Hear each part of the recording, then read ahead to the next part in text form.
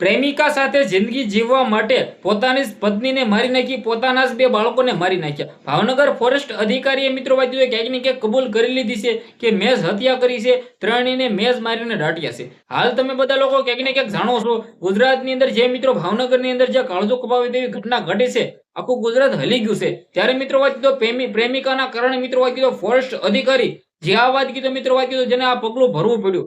તમે બધા લોકો ક્યાંક ને ક્યાંક જાણતા ન હોય તો કહી દો ભાઈઓ, ભાવનગરની અંદર જે ઘટના ઘટી છે, એક મિત્રો દીકરીને મારવામાં આવી છે, પોતે મિત્રો પોતાના દીકરાને મારવામાં આવ્યો છે, પોતાની પત્નીને, આખું ફેમિલી મિત્રો વાત તો ક્યાંક ને ક્યાંક નાશ કરી નાખ્યું.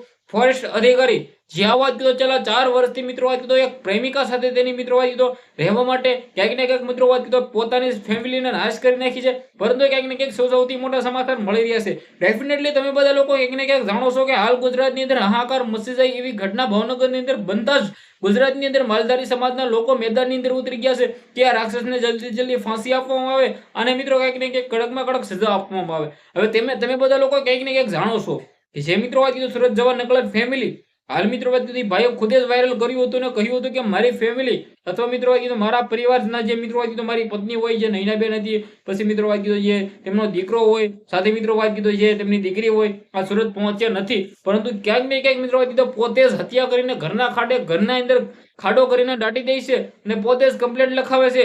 ત્યારે જ પોલીસ સાહેબોને ખબર પડી જાય છે, ત્યારે જ પોલીસ સાહેબને શક પડે છે કે આ ભાઈ એવી રીતે કેમ બોલે છે ધ્રુજતા અને ક્યાંક ને ક્યાંક ત્યારબાદ મિત્રો તેના ઘરે મિત્રો પોલીસ ટીમ પહોંચી અને ત્યારબાદ ખાડામાંથી જે નકળ્યું છે ને કાળજો કપાવી તેવી ઘટના ઘટી છે. આ પ્રેમિકાના કારણે મિત્રો આને આવું પગલું ભરવું પડ્યું. જો તેને તેની મિત્રો પત્ની સાથે છૂટાછેડા આપી દીધા હોત તો તે આજે જેલમાં પણ ન હોત અને ક્યાંક ને ક્યાંક મિત્રો તેમની ફેમિલી જીવત હોત.